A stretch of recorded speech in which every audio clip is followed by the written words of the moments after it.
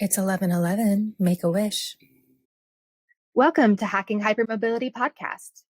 I'm Luna. And I'm Shelly. And we're two bendy mamas hacking hypermobility. Hey, today is all about executive functioning, or rather, dysfunctioning of it. And one of the beauties of doing a lived experience podcast and the way that I'm doing it this season is that I'm typically recording some or all of what I'm going to be posting the same day that I'm recording it. But that comes with some risks because as someone who has a bunch of shit going on with their body, that's pretty ballsy of me to expect that my body's going to cooperate, and sure as shit, it's not cooperating. And so what I'm going to share with you today is the video that I shared about executive dysfunction on my TikTok page last year. It's about 4 minutes long. And then I will share a snippet of actual real-time audio that I recorded when I was up at 4:30 last night, puking my guts out for some unknown reason. Don't worry, I'm gonna edit out the gross sounds so you don't have to hear them. I didn't want to hear them when I edited them out, but that's how much I care about you.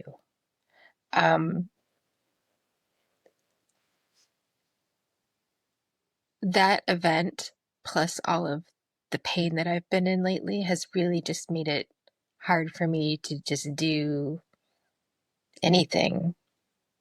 It took me a while to even get all of my shit together to record this, and all of my other content was pre-made. It's like 6 o'clock. I've known about this all day. But yeah, anyway, this is what living with dysautonomia is like. Whatever happened last night was definitely autonomic in nature. Again, if you have any questions about anything that I'm sharing, I'm an open book, as you'll see based on what I share.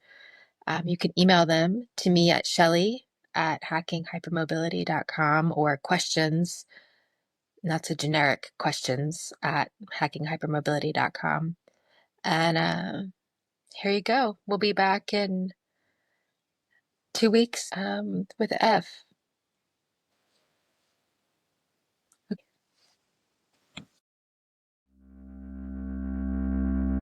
Hi, I'm Shelly, and I have all the letters. And I didn't find out about most of them until I was 44, and I'm almost 47. I like information. And one of the things that I've struggled to describe to people is the way my brain works, because I never thought about it until I started getting all this information about my brain. And today I got even more information.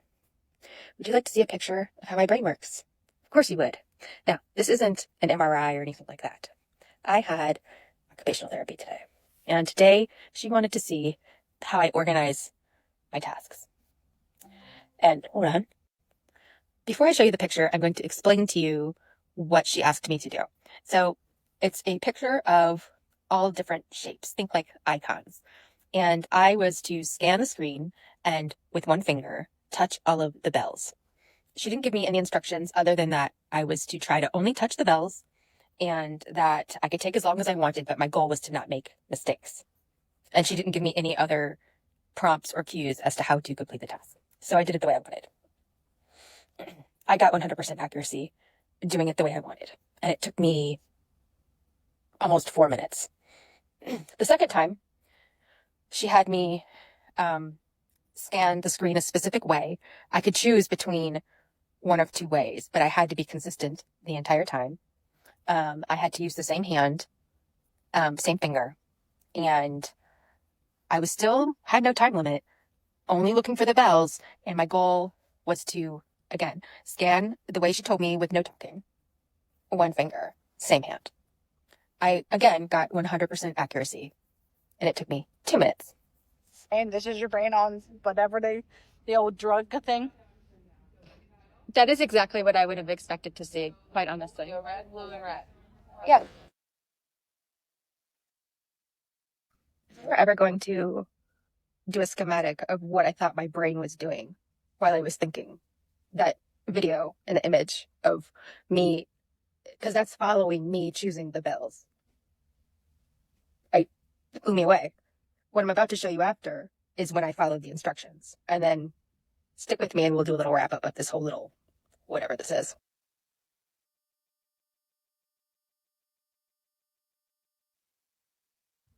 Well, this does show how my brain works. To me, it was more of how I feel lately when I'm trying to do a task. My executive functioning lately has been straight garbage. And I used to be better at organizing my life. And lately I just can't. I need someone to say, here's how you're going to do it. Do this, this, this, and this, and don't do this. When I got those prompts, I completed the task just as successfully, but twice as fast. I hated it. I was bored when I was doing the task per her instructions. So that tells me that I can be lackadaisical and carefree and still be accurate if I'm left to my own devices. And it doesn't really, it's not, what's the word I'm looking for? Who does it hurt if I dance and sing songs while I'm doing my task? If time is not an issue.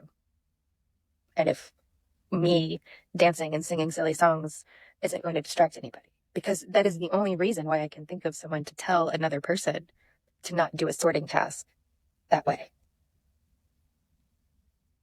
I'm 46, right? I can see how if I had been 4 years old, it would have been helpful for me to learn how to organize and learn that executive functioning. But because of my other skills, I hid the fact that my executive functioning was garbage. And now that I can see just how shitty it is, I don't know how I feel about it. Anyway, information.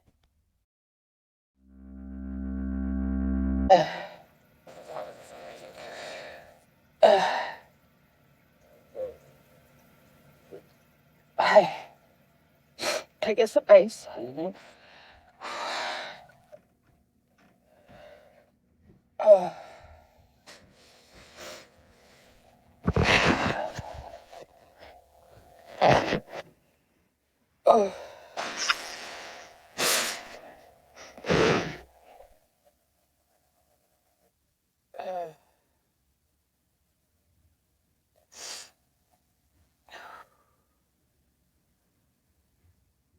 Oh God.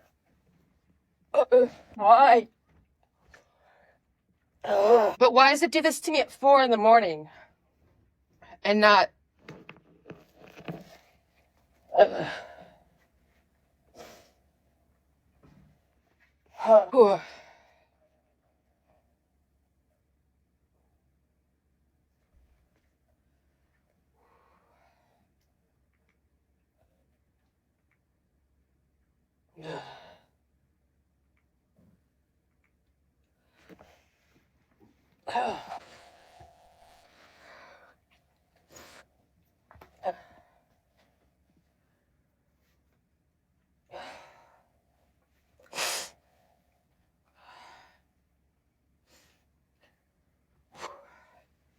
What am I even throwing up? Just check my heart rate. Shit.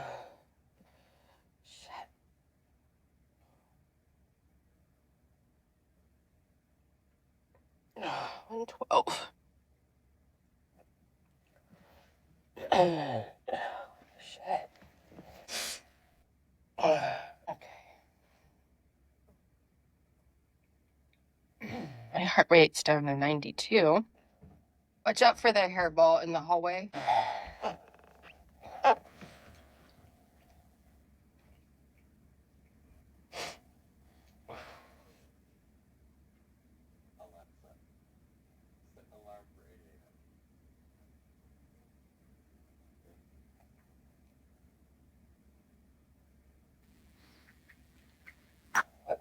Oops.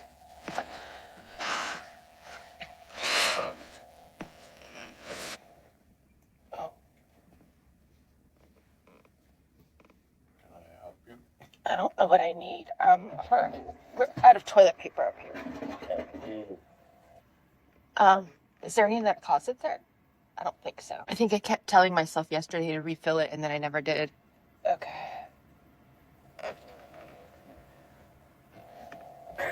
Nothing worse than the way your mouth feels after throwing up.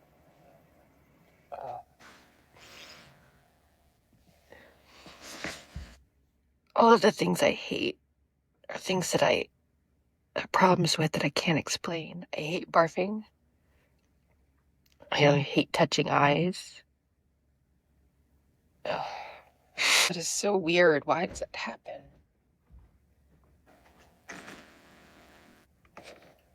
To be. Thanks, baby. Yeah.